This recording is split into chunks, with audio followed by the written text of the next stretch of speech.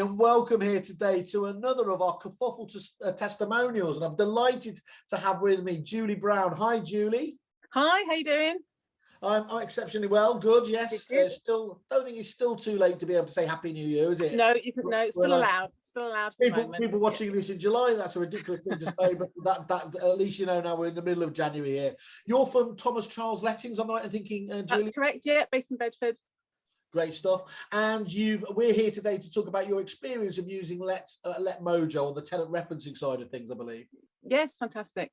Lovely job. So just give us a bit of background then, Julie, in terms of, could you just give us a bit of background about yourself as a business? Where did you say you were based down in? Yeah, we're based in Bedford, independent family-run business. Company launched in 2000.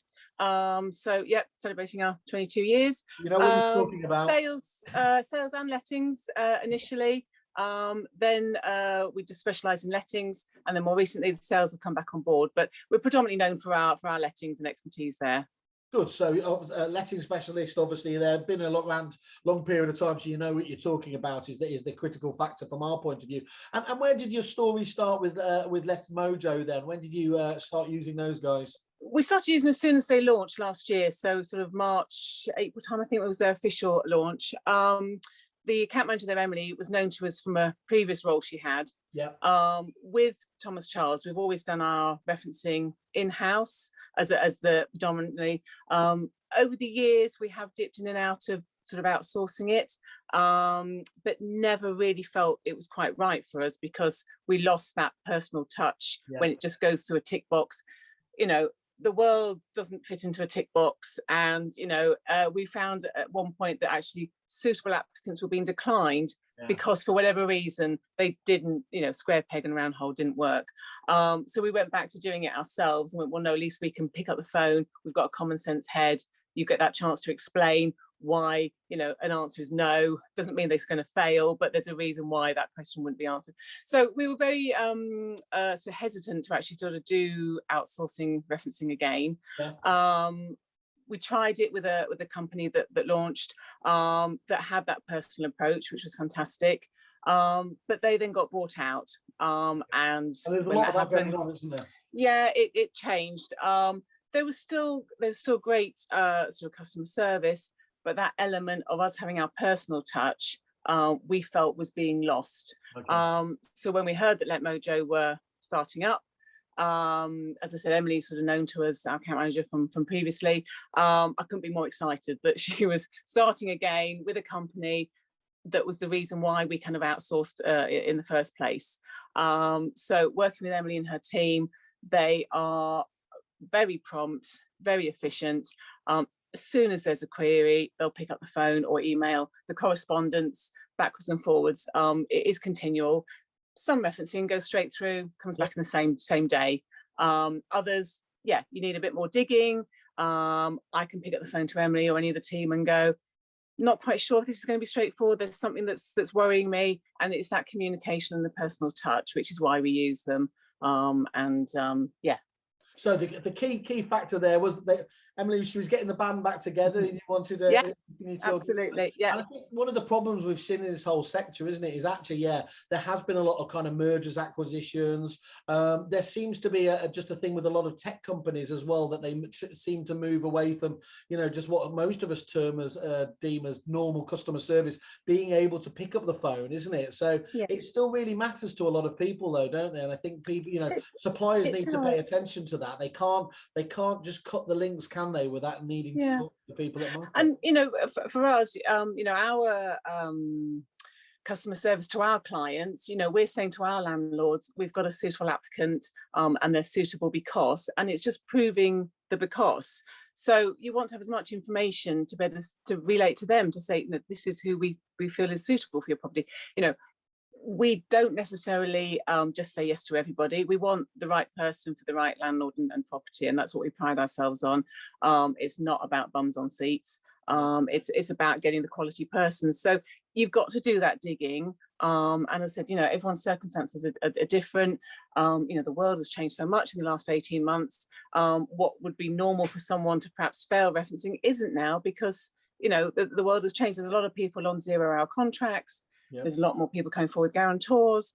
So yeah, it evolves, but I have the confidence that I can pick up the phone to Letmojo and say, do you think this one's going to fit? Or they'll say it won't. That's fine. I've still got the tools to be able to say to my client, this is what the answers are. Are you happy we proceed or we don't? But as long as we can fact find, then that's what we need. Well, there's no doubt at all. In days gone by, somebody like me would have been rejected looking like this. Yeah. No, we'd have gone perfect. We love it.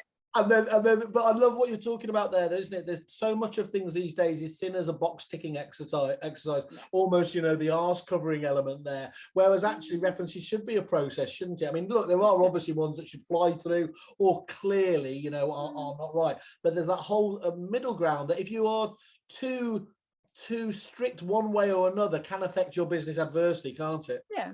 And also, we've got to, the basics of referencing is the same. You've got to find someone's where they're getting their income from, whether that's an employer or self-employed, their accountant, or for whatever reason they've sold their house, they can pay up front. But everyone's circumstances are different, and that's why we've got to kind of look at it with the human element. And yeah, we sort of shy away from that sort of generic. And when I receive referencing requests from other companies, it's actually it's quite an interesting reversal of kind of, well, that's a really nothingy question, or you're being asked, is the tenant honest and honourable? That's not my place to say. I believe they would be. They'd be very pleasant to deal with, but it's not. How would I have knowledge of that? I'm not a close personal friend to them. So again, you still think, well, it's an irrelevant question to ask because. Yeah, it's somebody at top level thought that's a really good idea, isn't it? If we can get them doing it, and that's not dealing with the reality of the situation, is it? Yeah. So talk to us about you can have a great proposition these days, but actually the key is how quickly can you get using it, and that often comes down to what they call onboarding these days. Getting on board with Letmojo, was it a simple process because you knew these guys already? Did you have a bit of an advantage? It did help because I already knew them, or knew Emily. Obviously, there's a team. There's new members there. But no, very straightforward. And again, it was sort of obviously it was new to them, so there were a few sort of things that I perhaps would have said to Emily, oh, that doesn't work the same way as what I was familiar with before. And tweaks were in process, that sort of thing. So yeah, no, really easy to be able to say, look, they just basically need the information of who we're wanting to reference. So what's the simplest way to get that across? And very, very straightforward. And apart from the human element that's come back time and time again, what else would you say the key strengths of the Letmojo proposition are? They're very thorough. Which again is key to us to if something doesn't look right or is questionable, it's we don't just want to say, if you can't get hold of someone's employer, we'll just take a pay slip and that confirms that they're employed, or let's just see a tenancy agreement confirms they've rented a property. Well, actually, no, that because we could do that. What we want to know is, how they're employed, great, but what length of contract is it, and that sort of thing. So yeah, so they are very thorough on digging a bit further if necessary, and they will ask the question to say, well, we've tried several avenues to get these answers and we're not getting anywhere. How would you like us to approach it next? What would you like us to do on your behalf? There's a proper conversation between you and so I feel completely supported by them and their team, that they're looking after our interests, and it's definitely a two-way street with them to better kind of, and that's important again, isn't it? There's loads, as we know, there's loads of suppliers to this industry, but actually what it sounds like you're talking about there is these feel more like a partner sat in your corner trying to help you out. Definitely. And I'm sure you can imagine, quite frequently I'll be approached by other companies wanting to offer the same referencing service. There's obviously lots of people on there adding it to their current services of other products to say, oh, we'll do referencing, we'll do it for free, which great, anything that's free I should be looking at. But actually that's not the important bit, because I don't believe anything's free. And also there's an element of you get what you pay for. So I don't undervalue our service of what we do with our management of properties. Yes, there's competitors out there that might undercut us. There are probably cheaper referencing companies out there, compared to Letmojo. I believe they're very competitive in the market. But for us, that's not who we're about to say, cutthroat, sorry, you're gone, because the next person that said they're going to approach me is free, because it's about the quality of the service. I'm really pleased to hear you talk about that. But sometimes that lack of kind of self-awareness there, where you're telling your own clients, you get what you pay for, and obviously provide this level of provision. When you kind of say you get what you pay for, it sounds a bit kind of like a bit cocky and a bit sort of, and it's not, if I can say that, sorry, but it's not meant like that. But actually, you know, we're proud of what we do, and we value that. And in the same way, you know, we're not just going to say, well, if someone's throwing something free at us, that we'll go, oh, well, we'll take it because it's free, and we'll stop what we're doing. It's, you know, that we're not going to downgrade what we do. And you hear lots of stories, don't you? You know, lots of people. I mean, I think this is the problem with some of, as we know, some of the, let's say, just say some of the online agents. You know, you can always bring customers to your door, can't you? But actually, it takes a while, doesn't it, for the service then to the real proposition, the real experience of people to filter out. And but you don't want to be one of those guinea pigs. Is where I. Yeah. Well, yeah, and you know, even if they, and I know whatever, you know, whatever's free now in the long run then will be changed, but no, you know, we're happy. We don't make change for change's sake.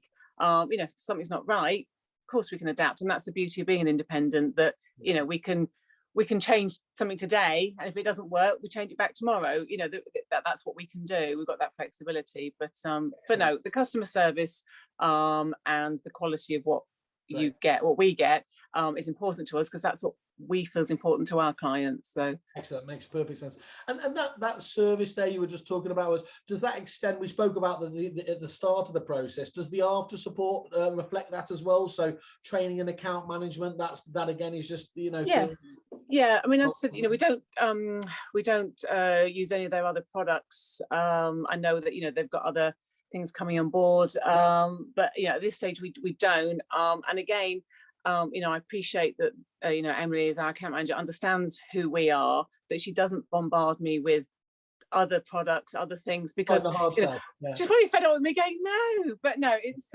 you know, she knows what's important to us, and it's, you know, we're given the information, but there's, you know, there's no hard sell, and she knows that, you know, if I want something, I'll shout, and it's a much better way of doing it that way. Lovely. And what sometimes we see a real disparity between what sort of the principals of the business feel about a supplier, and then also what the front office staff feel. Is it consistent, the way that Letmojo is seen throughout the business? Everyone's on the same page with it?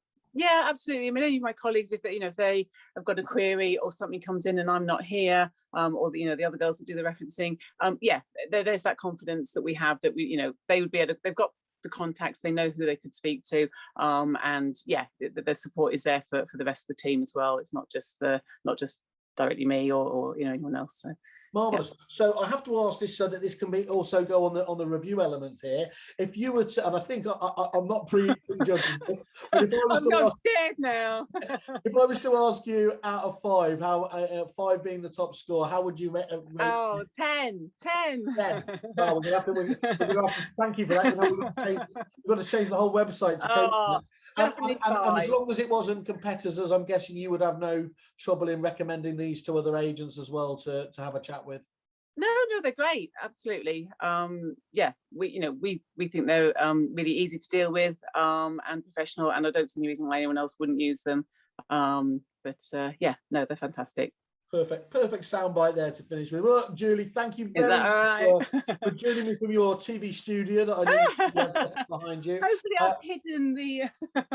It's absolutely perfect. It's really good to hear. So I have to thank you, because it's really, really important that people do share their experiences. It's only by that the good providers, you know, get a place to shine.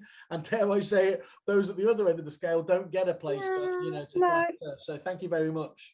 It's important. No problem at all. Thank you for the opportunity to say so, because, you know, in a world where we always hear the bad, and no one likes to kind of self-promote, yeah, generally, yeah, they're definitely 5 stars. And yeah, thank you for the opportunity.